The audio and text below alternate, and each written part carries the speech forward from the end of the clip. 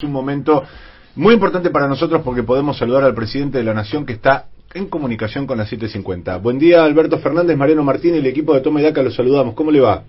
Hola, Fabián.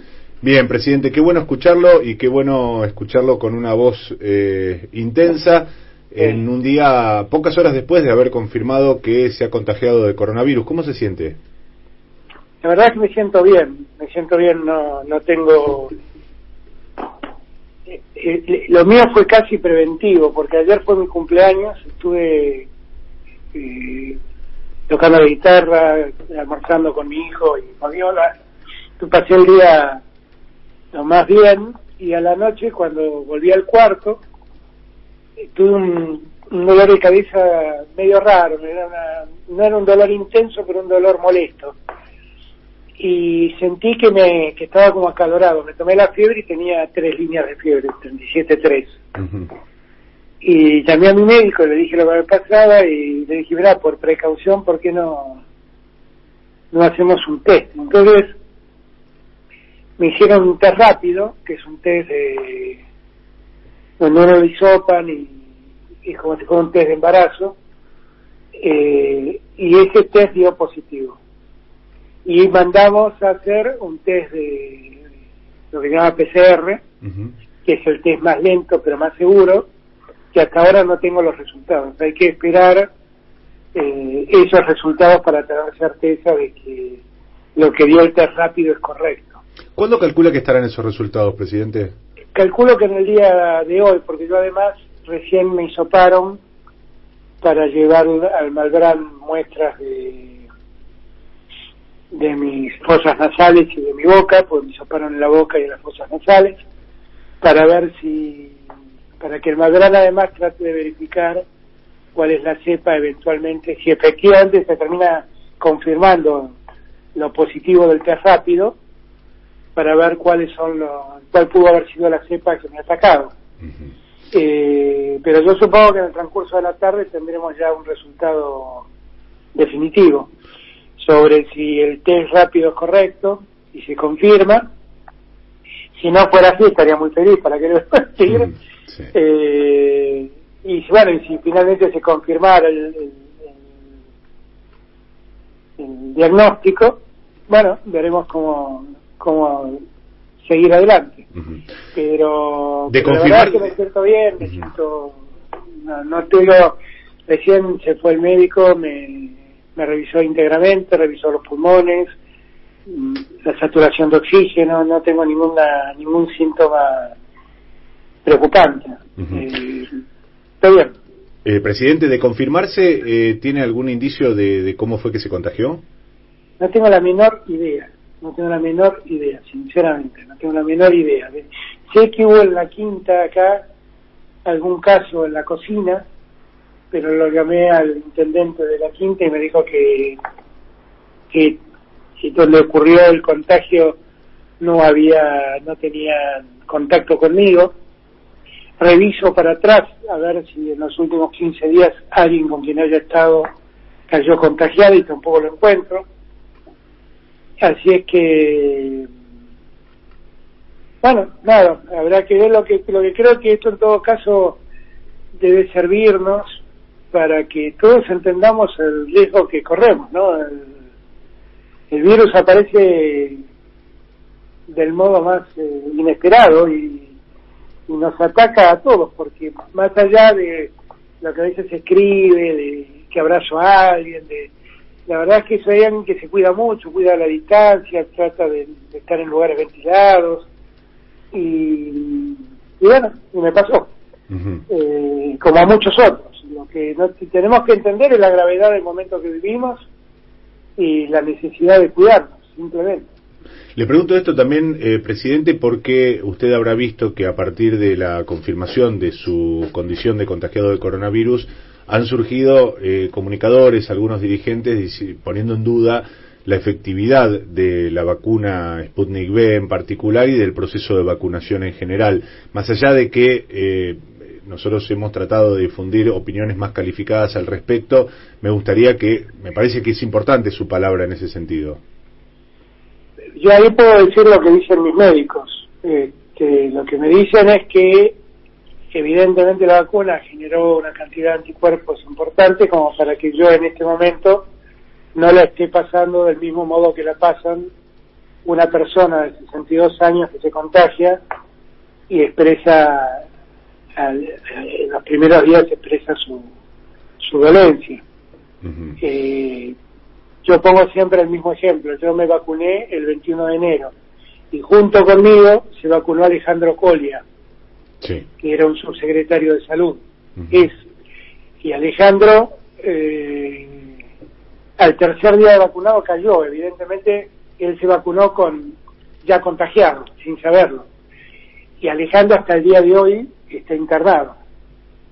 Entonces, y la verdad es que yo tuve 3 líneas de fiebre, un poquito de dolor de cabeza, hoy dormí como un lirón, la verdad se ha dicho, dormí bien. Uh-huh. Y de hecho le pregunté recién al médico, pues estoy acá aislado en la casa de huéspedes, ¿no? Como loco malo, digo yo. No vienen ni los perros a verme, estoy acá solo. Y entonces le decía, a ver si puedo salir a caminar, si puedo hacer algo. Me dijo, si te sentís con fuerza, hacelo. Ponete un barbijo y hacelo, pero no hay problema. Yo creo que si no fuera por la vacuna, evidentemente la estaría pasando muy mal, por lo que ellos me dicen, ¿no?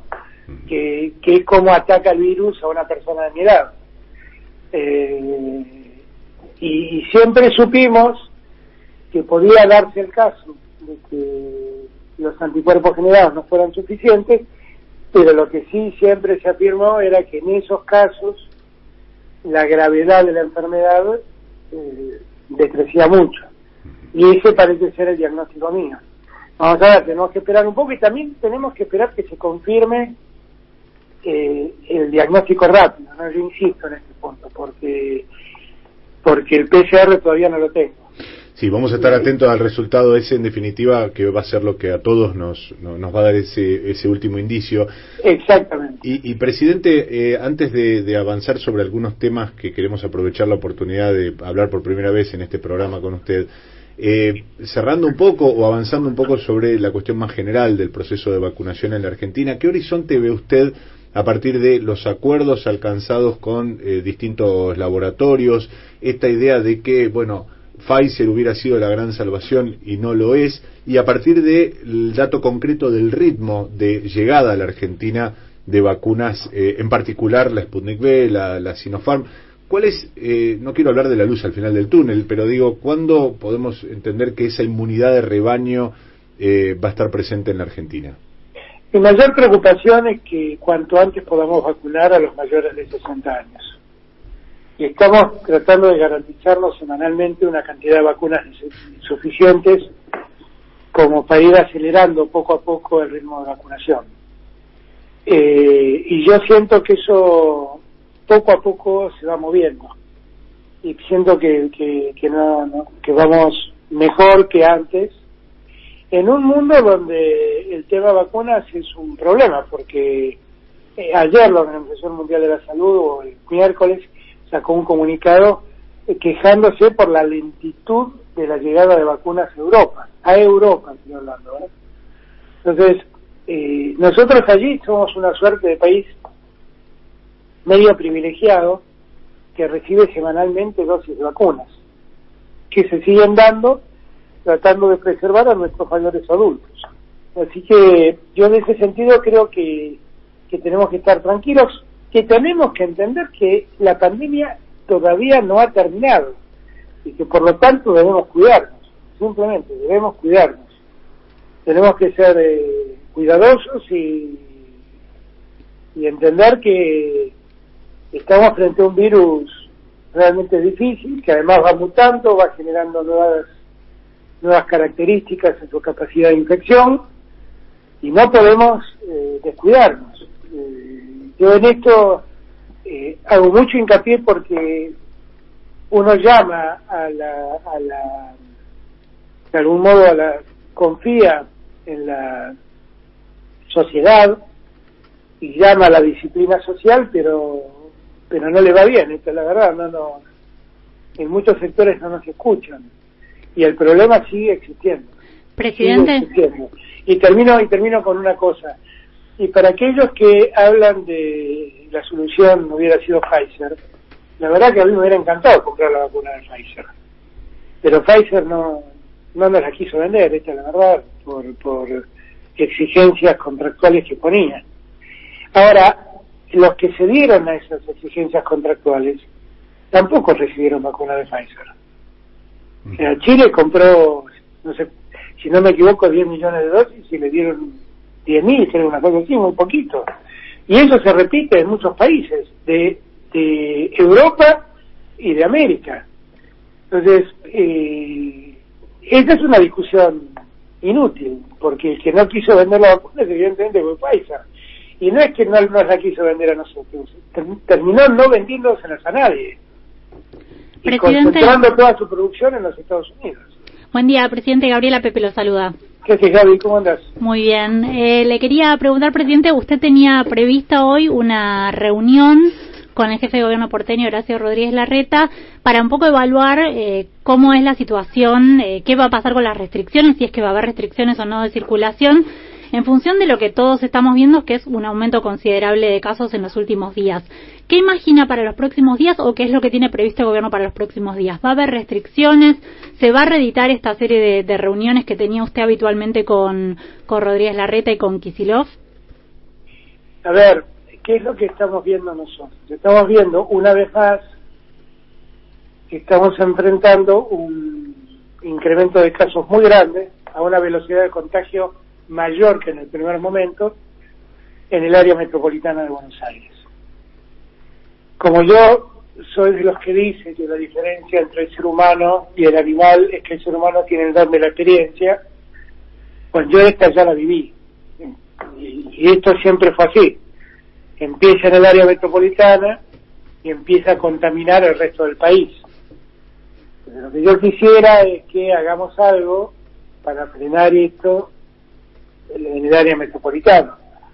Yo también sé que la gente, que la sociedad, en cualquier orden, ¿no? Jóvenes, hombres, mujeres, niños, adultos, mayores, en cualquiera de sus personajes, tiene muchas dificultades para volver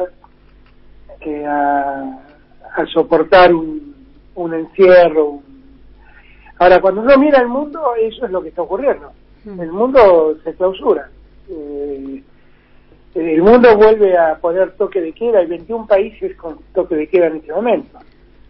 Y prácticamente toda Europa tiene, a partir de las 6 de la tarde, deja de funcionar.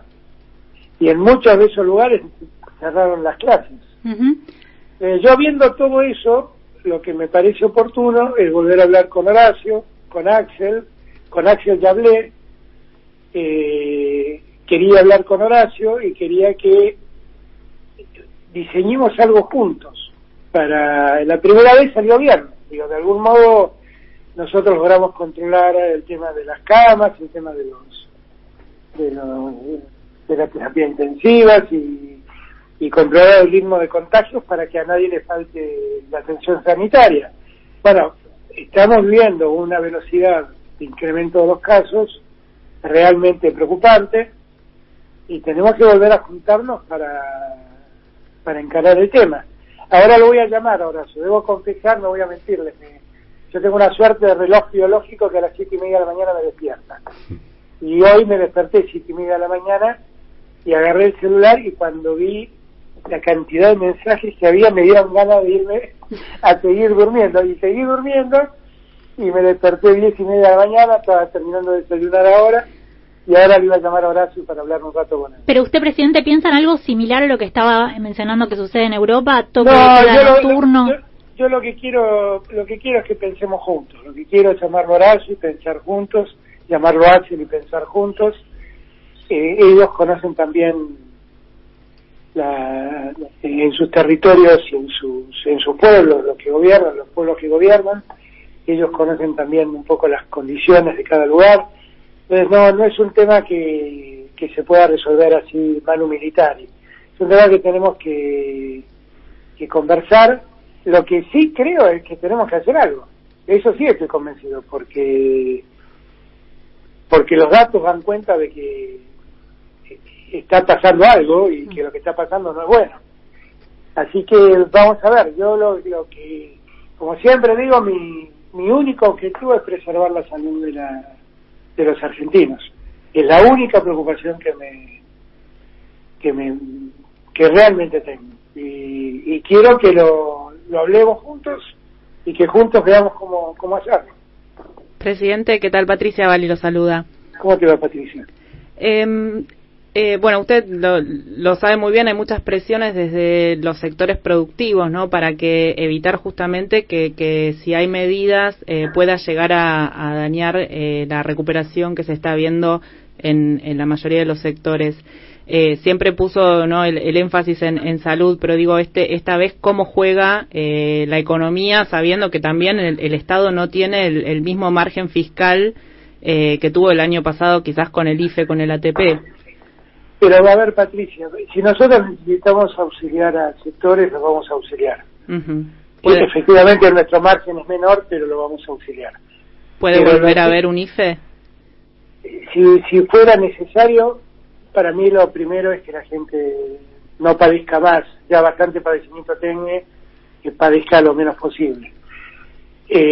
Nosotros cada vez estamos haciendo algunas suertes de ATP focalizados y de IFE focalizados, que no se llaman ni ATP ni IFE, pero de algún modo donde vemos problemas vamos en auxilio del Estado con diferentes planes sobre esas empresas y sobre esa gente. Lo que te decía es que quiero ser sincero también, lo que uno observa es que los problemas de los contagios no se dan en las fábricas, no se dan en los lugares de trabajo. Los problemas de contagio se dan en el relajamiento social, en las reuniones sociales, en los encuentros sociales, y ahí está el problema. Nosotros tuvimos toda la agroindustria,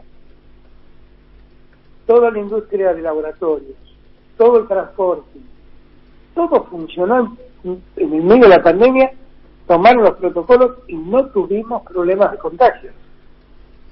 Los problemas de contagios ocurren realmente cuando la gente se relaja y se junta. Ayer fue mi cumpleaños. Y mi hijo, Fabiola, todos mis hermanos, no, pero juntémonos, y yo no quise hacerlo, para evitar precisamente ese relajamiento. Todos naturalmente tendemos a eso. Por eso yo entiendo a todos. Lo que les pido a todos es que nos demos cuenta de dónde está el problema. El problema no está en las fábricas. Yo veo cómo funcionan las automotrices, los cuidados que tienen las automotrices son enormes, y ahí no está el problema. El problema está en la salida nocturna, en el encuentro con amigos, en la guitarreada en la casa de uno, en el asado que hace el domingo el otro. Ahí está el problema.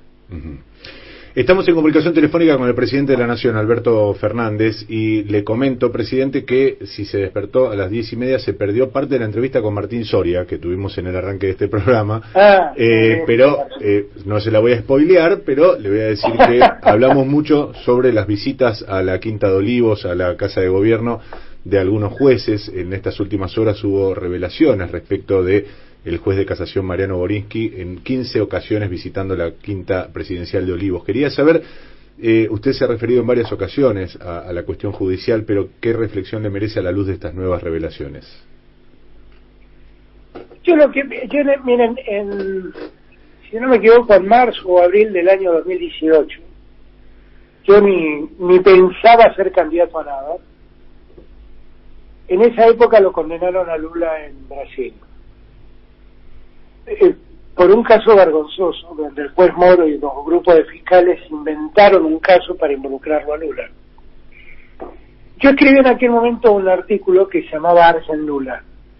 Contaba el caso Lula y mostraba la similitud de lo que pasaba en la Argentina en el sistema judicial argentino.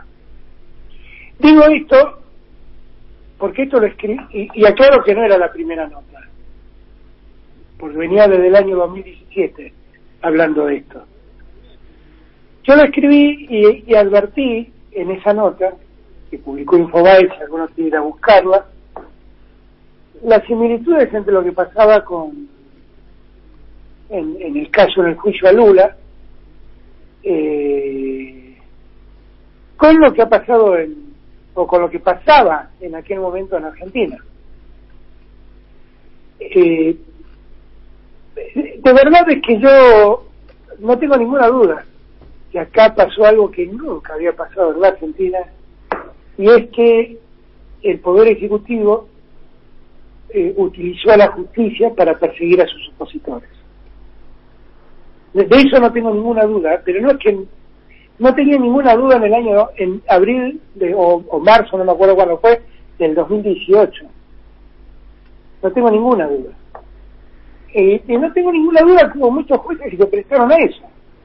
No quiero hacer más nombres, porque la verdad lo que quisiera ahora, que así como pasó con Lula, está pasando ahora, y así como con Lula se encontraron los emails que se intercambiaban el juez Moro con los fiscales, donde el juez Moro lo apuraba a los fiscales que lo acusen para poder impedir que Lula sea candidato.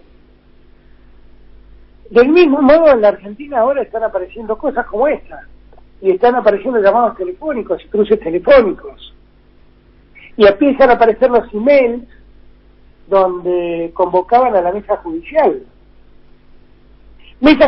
que el expresidente ha reconocido que existía. Uh-huh.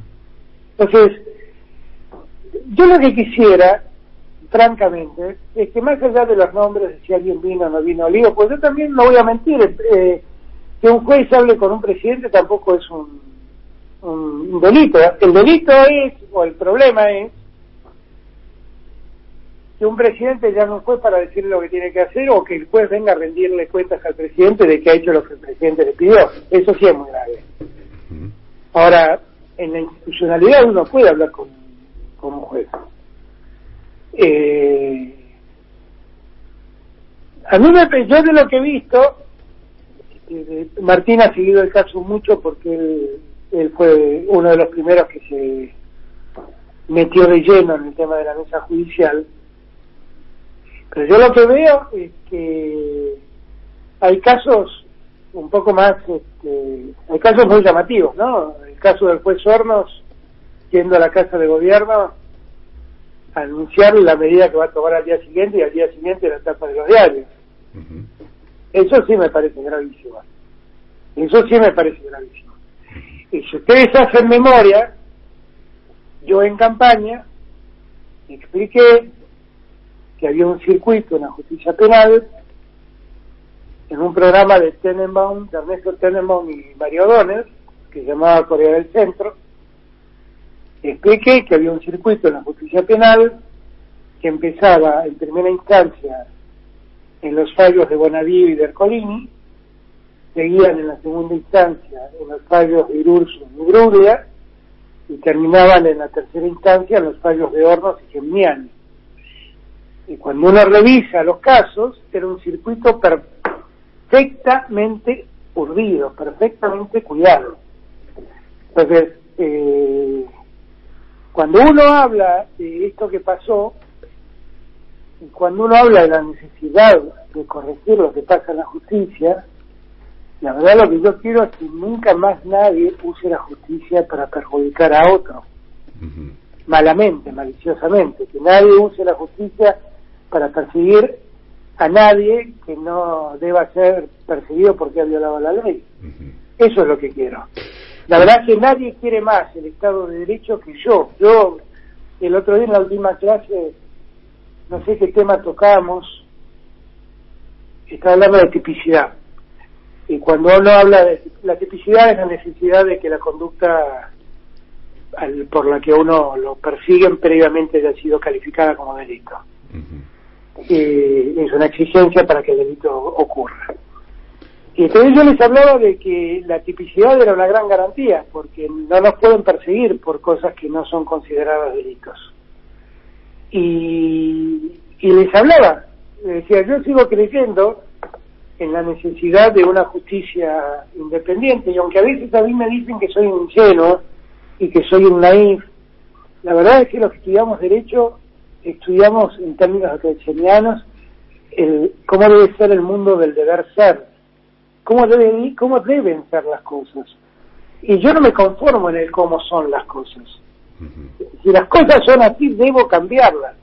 Y debo hacer lo que debe ser. Y por eso yo no me resigno a decir, bueno, la verdad que para qué enseño Derecho si total después llegan y la influencia, el lobby, le puede hacer decir a los jueces cualquier cosa. Yo no me resigno a eso. No me resigno a que eso siga ocurriendo. Presidente, estamos sobre el horario en las 7:50 de nuestro querido Carlos Ulanowski, por eso no quiero avanzar mucho más, pero sí queremos preguntarle para nosotros, para este programa, algo muy importante, que tiene que ver con las cifras que se han dado a conocer en los últimos días, que son realmente muy dramáticas, tanto de desempleo como de pobreza. A continuación las reveló el INDEC. La pregunta tiene que ver con algo que usted acaba de decir: no me puedo resignar a que sucedan determinadas cosas a pesar de que me digan que son inevitables. Y uno percibe que en otras ocasiones en la Argentina ha habido severas crisis de las cuales el rebote dio como resultado un crecimiento fuerte de la economía. ¿Qué está pasando en esta etapa en la Argentina en que, después de la crisis que deja el macrismo y que produce la pandemia, por ejemplo, no se está creando el empleo que se necesita para que la gente salga de esa situación de la pobreza, o que incluso sucede que aquellos que tienen trabajo no pueden salir de la pobreza?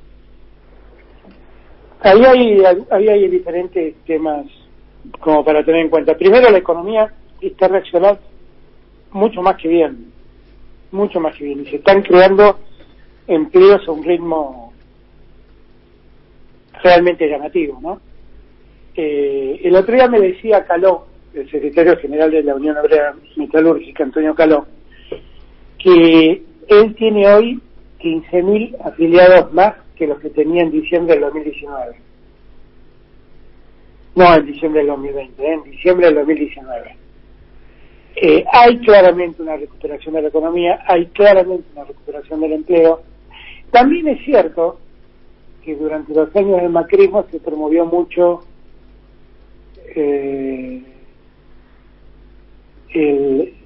se flexibilizó mucho el tema laboral a través del mecanismo del monotributo. Uh-huh. Y el monotributo realmente se terminó convirtiendo en un sistema de trabajo informal, de trabajo no registrado. Sí. Y eso creció mucho. Macri decía no hay más desempleo, y computaba a los monotributistas como gente empleada. Uh-huh. Pero la realidad es que los monotributistas no la están pasando bien, muchos de ellos. Nosotros tenemos un ritmo de crecimiento de la economía muy fuerte y tenemos una recuperación del empleo muy fuerte, fundamentalmente en diciembre del último año y a partir de allí en adelante. El ritmo de crecimiento del empleo formal es muy fuerte. Y también la economía está creciendo a un ritmo sostenido. Lo que es verdad es que eso no llega a la gente rápidamente. Uh-huh. Es como que tarda en llegar a la gente. Y el esfuerzo nuestro es que eso llegue lo antes posible a los sectores más postergados. Uh-huh. Esa es una gran preocupación que tenemos. Uh-huh. En eso tampoco puedo dejar de lado la preocupación que tenemos con el tema de la inflación. Es cierto que la inflación hemos logrado finalmente que el Fondo Monetario entienda que la inflación no tiene una sola causa, que son múltiples las causas que la determinan. Algo que parecía imposible lograr que dijera el Fondo Monetario. Pero la verdad es que hay una cuestión multicausal en la inflación, y la inflación la verdad es que le genera un gran problema a los que viven un sueldo o a los que tienen pocos ingresos. Uh-huh. Y nosotros ahí tenemos que dar una lucha muy frontal, porque hay un problema inflacionario en el mundo entero. El mundo entero está sufriendo una inflación en los alimentos, producto de que la pandemia demanda alimentos y los alimentos empiezan a crecer la demanda, y ya de algún modo los alimentos empiezan a escasear. Pero lo que nos pasa a nosotros es que nosotros estamos aumentando la exportación de alimentos, los precios internacionales crecieron mucho, y los que producen esos alimentos quieren que los argentinos paguemos los precios internacionales. Y esa es la disputa que tenemos hoy en día. Lo tenemos que despedir, presidente, pero simplemente como cierre, el gobierno tiene resortes para atender esta situación. Eso es lo que estuvimos hablando el día martes, el día miércoles, martes o miércoles, ya ni me acuerdo, que ya fue, sí. Con Culfas y con Basterra y con Pablo Español. ¿Va a haber medidas? Digo. Estamos trabajando en eso, sí, por supuesto. No, yo lo que digo es, yo puedo entender todo lo puedo entender. Lo que no puedo entender es que se rían de los argentinos. Y lo que no puedo entender es que no se den cuenta que ellos ganan, pero no tienen por qué cobrarle a los argentinos un kilo de carne lo que la paga en Francia o en China. No puedo entender eso, porque no hay ningún argumento que lo justifique. Hablo por mí y creo que por muchos del otro lado esperamos con mucha ansia esas medidas sobre todo para que se cristalicen en la mesa de los argentinos. Presidente, le agradecemos muchísimo y le pedimos disculpas también a Carlos Ulanowski por haber tomado estos minutos de su programa, pero queremos, por supuesto, desearle una muy pronta recuperación y agradecerle nuevamente por este tiempo con nosotros aquí en Toma y Daca. Gracias, Mariano, gracias a todos ustedes. Un abrazo grande también a Carlos Ulanowski, que es alguien a quien admiro mucho y que ha escrito uno de los más maravillosos libros sobre la radio. Y bueno, y les agradezco mucho. Gracias por la preocupación. Que se mejore pronto, presidente. Gracias por este tiempo. Gracias, un abrazo.